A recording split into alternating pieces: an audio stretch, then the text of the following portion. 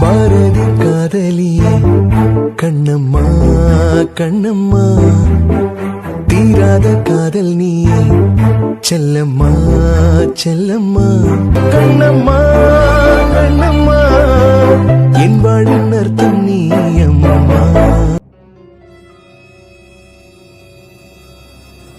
பெரியப்பா, என்ன வித்யா? நான் கொஞ்சம் வெளியே போறேன் பெரியப்பா. வெளிய போறியா? யார் கூட? கல்யாணம் ஆனதுல இருந்து அண்ணனும் இனியாவும் எங்கேயும் வெளியே போகலாம். 2 பேரும் வெளியே போறாங்களாம். நீ எங்க போகணும்னு சொல்ல அவன்ட்ட.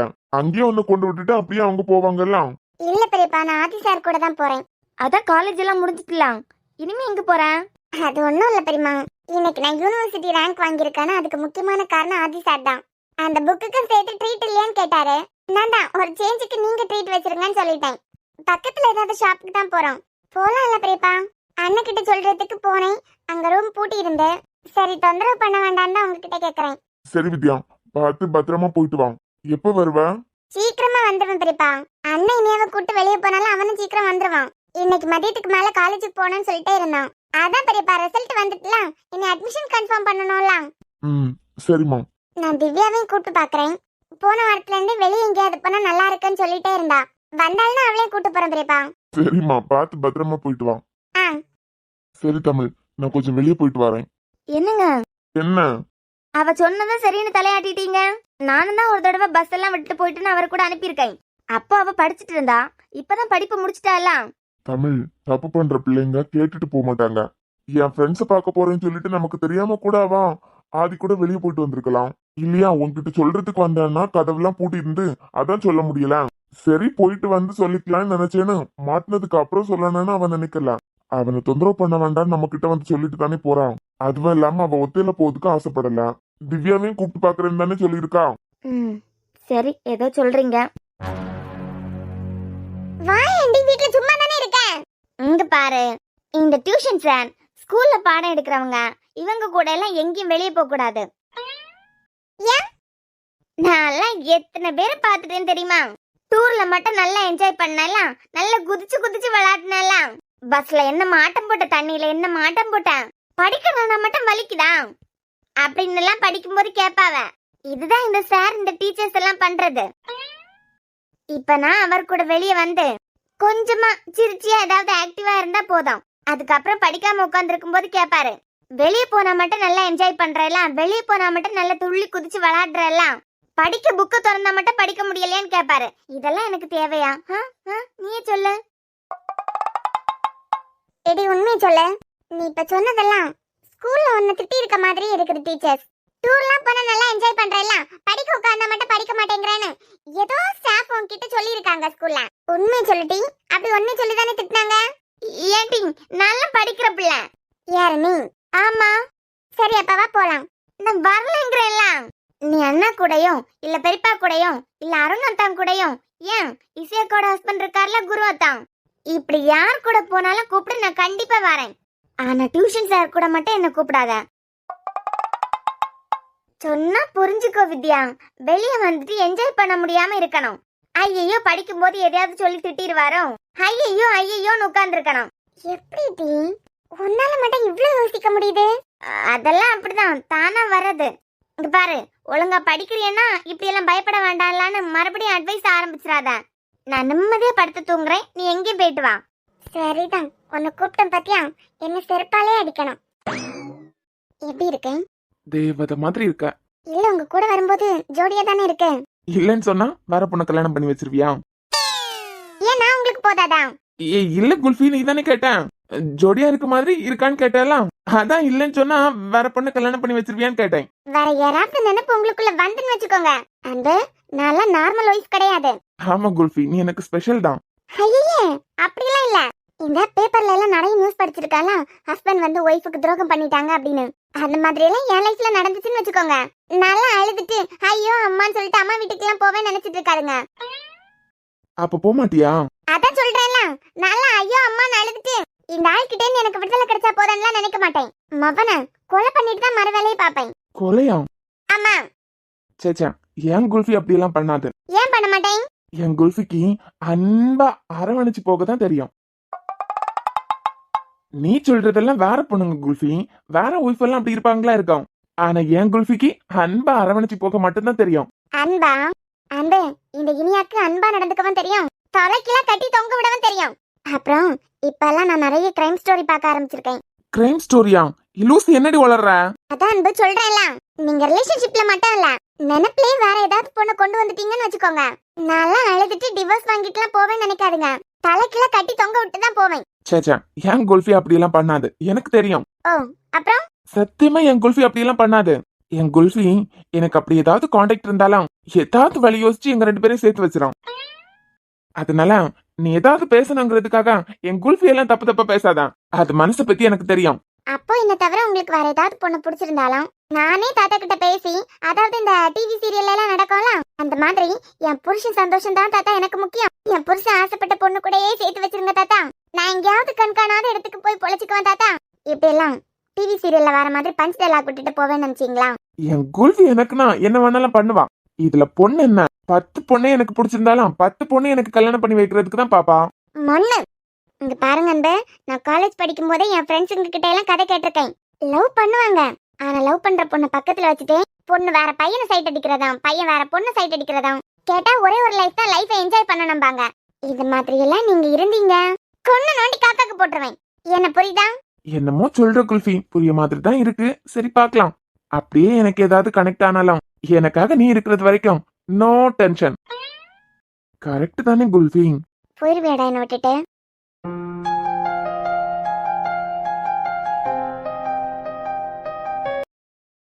வாய்ப்பு இருக்கு குல்ஃபி. ஏன் உனக்கு தெரியாம வேற எனக்கு கல்யாணம் கூட ஆயிருக்கலாம். அந்த ஒய்ஃபையும் குழந்தையும் உனக்கு தெரியாம மறைச்சு கூட வச்சிருக்கலாம்ல. எது வேணாலும் நடக்கலாம், என்ன வேணாலும் என் சைட்ல இருந்து வாய்ப்பு இருக்கு. என்ன? ஆமா குல்ஃபி, என்னெல்லாம் நடக்குது இப்போ உலகத்துல. ஒரு பொண்ணை ஏற்கனவே கல்யாணம் பண்ணிட்டு மறுபடியும் ஏமாத்தி இன்னொரு பொண்ணை கல்யாணம் பண்றது இல்ல.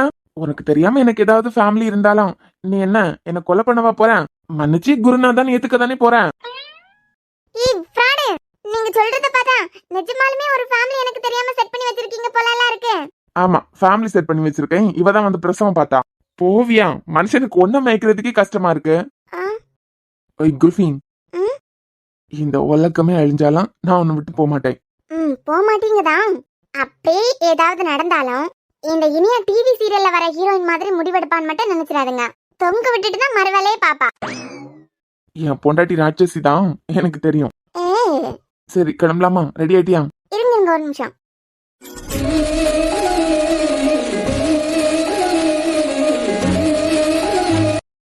என்ன வந்ததுல இருந்தே சுத்தி சுத்தி பாத்துட்டு இருக்க? ஒண்ணும் இல்ல, சும்மாதான். இந்த இடம் இது வரைக்கும் நான் பார்த்தது இல்லையா, அதான் புதுசா இருக்கலாம்னு பார்த்துட்டு இருக்கேன். ஓ அப்படியா? நான் நினைச்சேன் வித்யாக்கு இன்னொரு பாலிசி கூட இருக்கு, எப்பவுமே ஸ்ட்ரேஞ்சர் டேஞ்சர் அப்படிங்கிற விஷயத்த ஆணித்தரமா நம்புறான். இந்த இடம் பாதுகாப்பானது தானா அப்படின்னு பாக்குறாளோன்னு நினைச்சேன். ஆமா சார், அதுக்காக தான் பார்த்தேன். எப்பவுமே ஸ்ட்ரேஞ்சர் டேஞ்சர் தான்.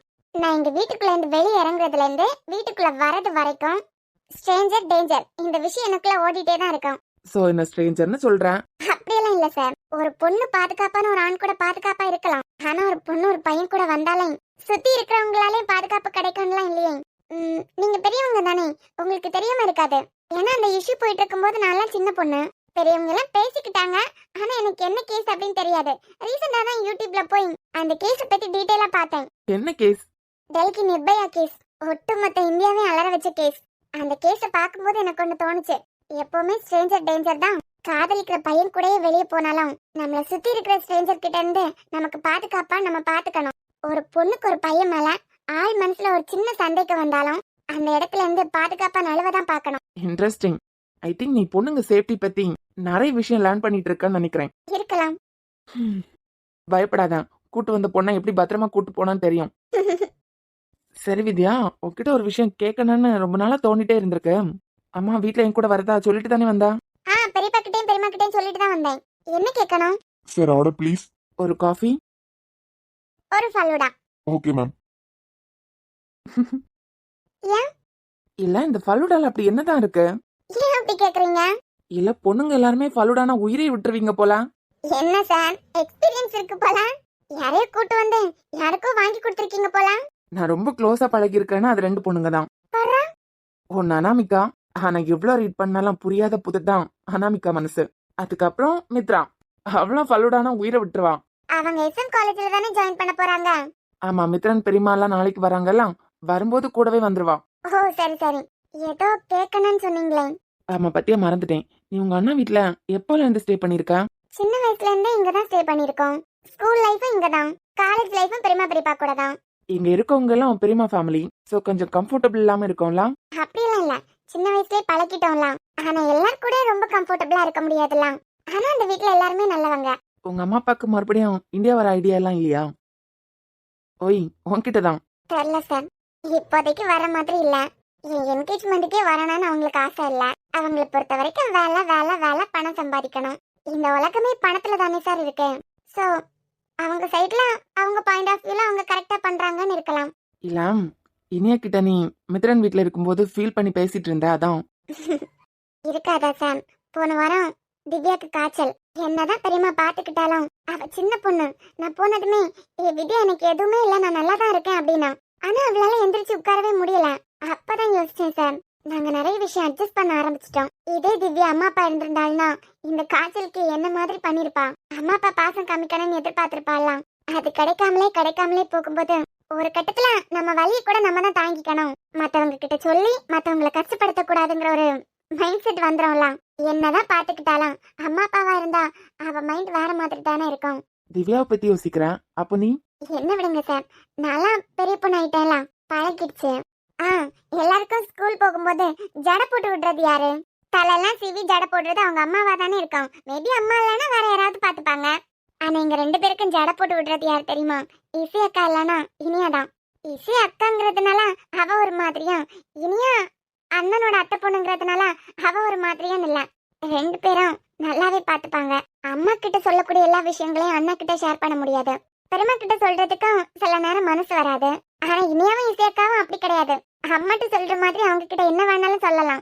நீ ஃபீல் பண்ணதை கேட்டேன், அதான் அதை பத்தி பேசினேன். பட் ஒரு விஷயம் வித்யா, பிஃபோர் மேரேஜ் ஏதாவது ஒரு விஷயத்துல ரொம்ப கஷ்டப்படுறோம்னு வச்சுக்கோ, ஐ மீன் பொண்ணுங்க, ஆஃப்டர் மேரேஜ் ஏங்கின ஒரு விஷயம் டபுள் மடங்கா கிடைக்கும். இது நான் நிறைய பேர் வாழ்க்கையில பாத்திருக்கேன். அந்த அனுபவத்துல சொல்றேன். ஃபியூச்சர்ல உன் லைஃப் சூப்பரா இருக்க போகுது. Thank you sir. என்ன குல்ஃபி? என்னங்க எதுக்கு? நல்லா இருக்கும்ல, வச்சு விடுங்க. அதெல்லாம் ஒன்னும் தேவையில்ல, வா போலாம். ஏன் நான் வைக்க கூடாதா?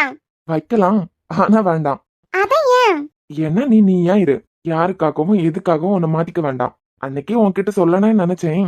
நான் யாருக்காகவும் என்ன மாத்திக்கலாம். எனக்கு பிடிச்சிருக்கு, நான் பண்றேன். ப்ளீஸ் வச்சு விடுங்க. வேண்டாண்டி, இப்பவே அழகா தான் இருக்க. குங்குமம் வச்சா உங்களுக்கு பிடிக்கும் தானே? பிடிக்கும் தான். அப்ப வச்சு விடுங்க.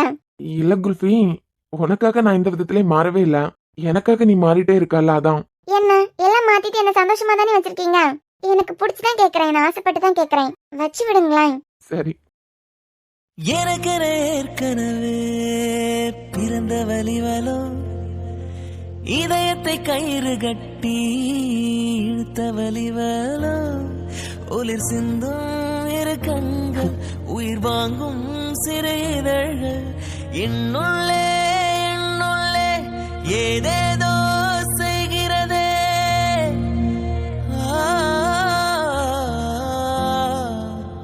ஓகேயா? எல்லாம் ஓகே தான். நீ கட்டியிருக்க இந்த சாரி தான் எனக்கு பிடிக்கல. அதுக்கு என்ன பண்ணணுமோ அதை பண்ணிட்டா ஓகே ஆயிரும். ஹலோ, நான் இதை எடுக்கும்போது நல்லா இருக்குன்னு சொன்னீங்க. ஆனா கட்டினதுக்கு பிறகு நல்லா இல்லையே. ஃப்ராடு, உன்னை பத்தி எனக்கு நல்லா தெரியும். வா கிளம்பலாம். சார், ஒரு சின்ன டவுட். என்ன டவுட்? இல்ல, நான் கேட்டதா என்ன கூட்டு வந்துட்டீங்க. இப்ப யாரு கேட்டாலும் கூட்டு போயிருவீங்களா?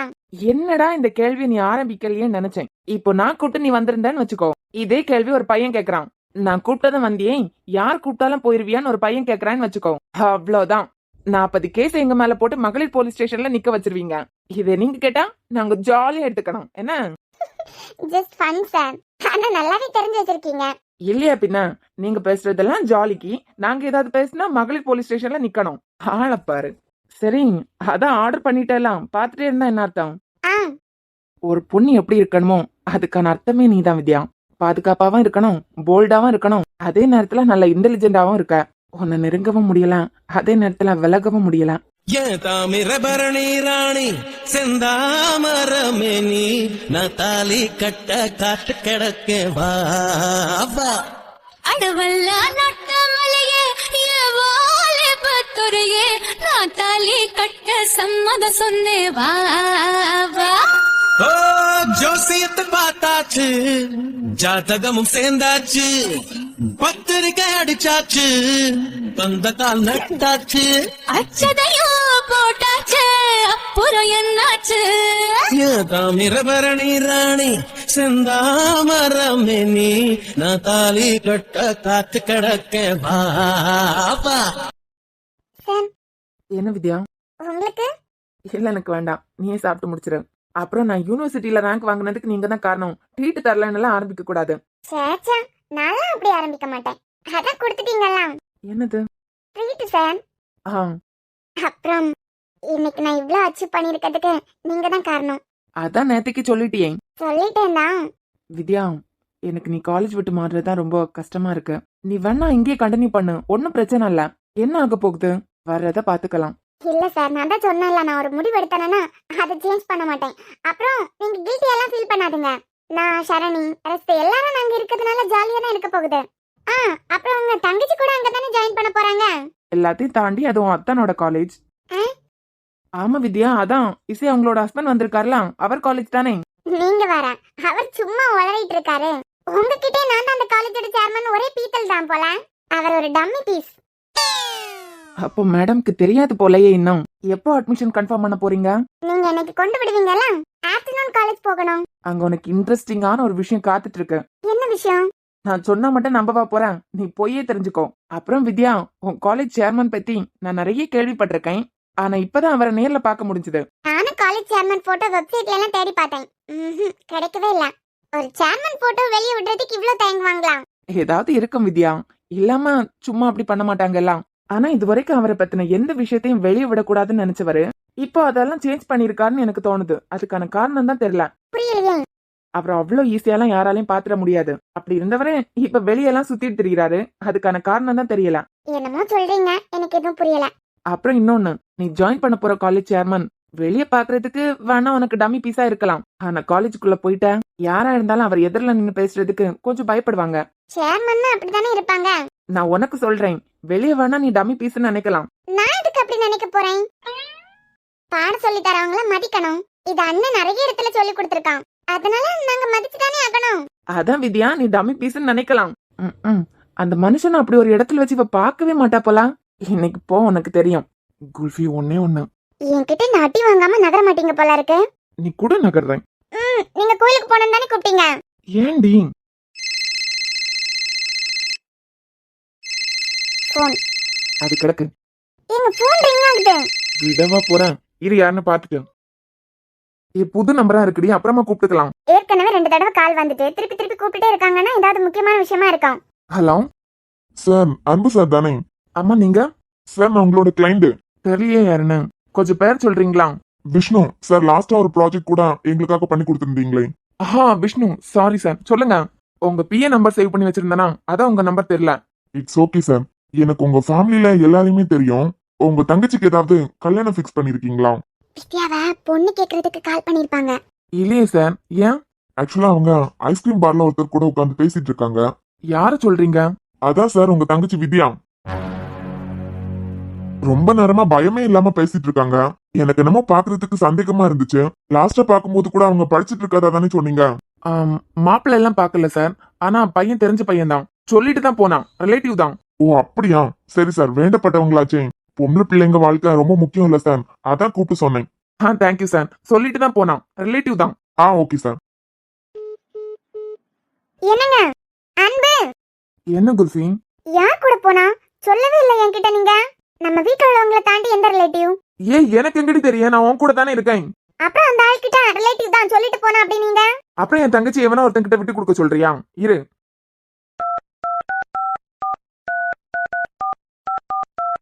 அத உடனே அவகிட்ட கேட்டணுமா? இல்லங்க, வந்ததுக்கு பிறகு கூட கேட்கலாம்ல. ஹலோ வித்யா, நீ எங்க இருக்க? வெளியே இருக்கனே. வெளியனா எங்க இருக்க? யார் கூட இருக்க? ஆதி சார் கூட. ஓ, அவர் கூட இருக்க. ஆமாண்ணே. என்னம்மா திடீர்னு? அதுவாண்ணே, நான் இன்னைக்கு இவ்ளோ அச்சீவ் பண்ணிருக்கேன்னா அதுக்கு காரணம் அவர்தான். அவர் என்கிட்ட கேட்டாரு, பதிலுக்கு நான் அவர்கிட்ட ட்ரீட் கேட்டேன். அதான் ட்ரீட்டுக்காக வெளியே கூட்டு வந்தாரு. அப்புறம் பெரியப்பா கிட்டயும் பெருமா கிட்டயும் சொல்லிட்டு தான் வந்தேன். அப்பாட்ட சொன்னியா? ஆமா அண்ணே, உன்னை தேடி வந்திருந்தேன். ஒரு ரூம் பூட்டி இருந்தா அதான் திவ்யாவை கூப்பிட்டு பார்த்தேன், அவ வரலண்ணா. ஓ அப்படியா, சரிடா. உன்னை வீட்டுல காணலையா, அதான். சரிண்ணே. போனை ஸ்பீக்கர்ல போடு. சொல்லுண்ணே, ஸ்பீக்கர்ல தான் போட்டிருக்கேன். ஹலோ ஆதி சார். கேட்டுட்டு தான் அன்பு இருக்கேன், சொல்லுங்க. நீங்க ஆதினே கூப்பிடலாம், இந்த சார் எல்லாம் எதுக்கு? ஒன்னும் இல்ல, நான் இப்ப கால் பண்ணனா, அதனால நீ பஸ்ல போனலாம் விட்டுறாதுங்க. இல்ல வித்யா கிட்ட வேற யாராவது இது யாருன்னு கேட்டாலும் தெரிஞ்ச பொண்ணுன்னெல்லாம் சொல்ல வேண்டாம், ரிலேட்டிவ்னே சொல்லிருங்க. நீங்களே வீட்டுல கொண்டு வந்து விட்டுருங்க. ஓகே அன்பு. சரி வித்யா, வச்சிடுறேன். சரிண்ணே. ஒரு நிமிஷம் பயந்துட்டேன் குல்ஃபி. இப்போ அந்த பயம் இல்லையா? நீ என்ன சொல்ல வரேன்னு எனக்கு புரியுது. லூசு, தப்பு பண்றவங்க வீட்டுல சொல்லிட்டுலாம் போக மாட்டாங்க. அது மட்டும் இல்ல, திவ்யாவையும் கூப்பிட்டுருக்க பாரு. இந்த ஆள் போன் பண்ணதும் ஒரு நிமிஷம் பயந்துட்டேன். உங்க தங்கச்சி யாராவது கடத்தி கொண்டு போயிட்டாங்களோன்னு பயந்தீங்களா? ஏய் என்ன? அப்படி ஏதாவது ஒண்ணு நடந்துட்டுன்னு வச்சுக்கோங்க, திவ்யாக்கு இல்ல டேஞ்சர், அவளை கடத்தி கொண்டு போறான்ல அந்த கிரிமினலுக்கு தான் டேஞ்சர். அதுவும் கரெக்ட் தான். சரி வா போலாம். அம்மா, அத்தை கோயிலுக்கு போயிட்டு வரோம், அப்படியே நாங்க வெளியே பீச்சுக்கெல்லாம் போயிட்டு தான் வருவோம். என்ன நீ வெளிய பீச்சுக்கெல்லாம் அவன் கூட போயிட்டு தான் வருவேங்கிறான். ஏதாவது மாடல் ட்ரெஸ் போட்டு போலாம்ல? ஏத்த, நான் புரியாம தான் கேக்குறேன். இந்த அத்தைங்க எல்லாம் எப்பவுமே எது கோணத்துல தான் யோசிப்பீங்களா? நாங்க மாடல் ட்ரெஸ் போட்டா சாரி கட்டிட்டு போயிருக்கலாம்ல, அது தானமா குடும்ப பொண்ணு அழகா லட்சணமா இருக்கும் அப்படின்னு ஆரம்பிப்பீங்க. இதுவே நாங்க சாரி கட்டிட்டா, என்னம்மா என் புள்ள கூட போற, என் பிள்ளைக்கு ஜோடி அழகா மாடல் ட்ரெஸ் போட்டு போலாம்ல. என்னத்த எல்லாரும் இப்படிதான் எதிர்கோணத்துல யோசிப்பீங்க போல. அடியே, உனக்கு வாய் கொஞ்சம் கூடிட்டுடி. இல்ல அத்தை, முதல்ல அவர் கூட வெளியே போறேன்ல. இதுக்கு முன்ன நீ அவன் கூட வெளியே போனதே இல்ல. ஐ மீன் ஒய்ஃபா, அதான் சாரி கட்டிட்டே போலாம் அப்படின்னு. பத்திரமா போயிட்டு வாங்க ரெண்டு பேரும். ஏமா அத கொஞ்சம் சிரிச்சுட்டே சொல்லலாம்ல, எப்பவும் உருன்னு இருக்குது. சரிடி, பார்த்து போயிட்டு வா. அப்புறம் என் புள்ள பத்திரம். பார்த்து போயிட்டு வாங்க ரெண்டு பேரும். சரி அத்தா அம்மா, போயிட்டு வரோம். தாத்தா கிட்ட சொல்லிருங்க. சரிக்கா, நான் சீக்கிரம் வந்துரு. வித்யாக்கு மதியத்துக்கு மேல அட்மிஷன் கன்ஃபார்ம் பண்றதுக்கு போகணும்ல. வந்துடுறோம்மா, வரோம். சரிடா. என் கைய கெட்டியா புடிச்சுக்கோங்க தாத்தா, நான் உங்களை அந்த பக்கம் கொண்டு விட்டுட்டேன். அம்மாடி, வண்டி எல்லாம் வருது, இரு பாத்து. ஏங்க பார்த்து ஓட்ட மாட்டீங்களா? ஒரு நிமிஷம், நானே பயந்துட்டேன். அங்க பாரு குல்ஃபி. ஏய் மயு, நான் உங்களை பிடிச்சிருக்கேன், நீங்க மெதுவா வாங்க.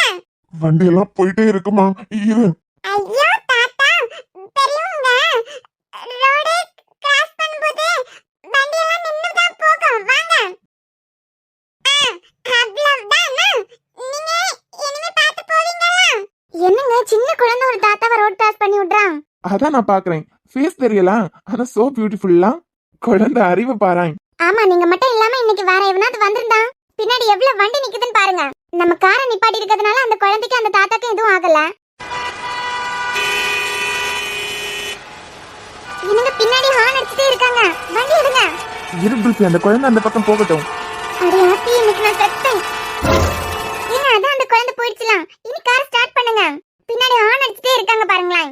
இப்போ உங்களால தான் டிராபிக் ஆகுது. சரி குல்ஃபி போலாம். ஆனா குழந்தைக்கு இருக்க அறிவு பத்தியா? அதெல்லாம் வீட்ல போய் பேசிக்கலாம். என்ன நீங்க 5 நிமிஷம் நின்னீங்க, பின்னாடி இருக்கவங்க எல்லாம் வந்து உங்களை அடிச்சாலும் அடிச்சிருவாங்க. அதுவும் சரிதான், நம்ம கிளம்பலாம். ஆனா அந்த குழந்தை ஃபேஸ பார்க்க முடியாம போயிட்டேன். ஏண்டி, உனக்கு கொஞ்சமாச்சும் அறிவு இருக்கா? ஓ, அறிவுல நிறையவே எனக்கு இருக்குனா? மயுலின், உன் வாய்க்கு மட்டும் ஒரு குறைச்சல் இல்ல. தெரியும்ல, இன்னைக்கு ஈவினிங் நீ ஹாஸ்பிடல் அட்மிட் ஆகணும். நாளைக்கு உனக்கு ஆபரேஷன். ஒரு பயம் இல்லாம இப்படி நடந்துட்டு இருக்க? ஏய், ஒன்னதான் கேக்குறேன், இப்படி திரும்பி நின்னா என்ன அர்த்தம்? திரும்பி நின்னா திரும்பி நிக்கிறதா தானே அர்த்தம்.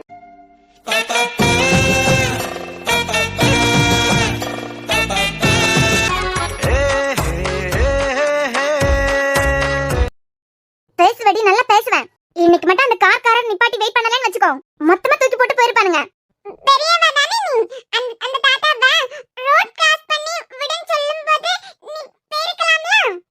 பெரியவங்க நீ சரியா இல்ல, அதனால நான் அந்த தாத்தாவை ரோட் கிராஸ் பண்ணி விட்டேன். நல்லா விட்டேன். எனக்கு காலேஜ் டைம் ஆகுது, வா. என்கிட்ட காட்டுற வாய உன் காலேஜ்ல ஒழுங்கா காமிச்சிருந்தேனா உன்னை இந்த காலேஜ்ல இருந்து இந்த வருஷத்தோட தடுக்க மாட்டாங்களா?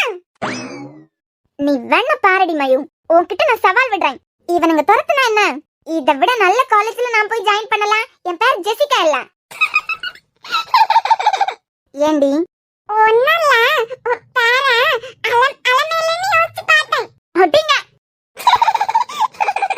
வா போலாம். கொஞ்சம் கூட பயமே இல்ல.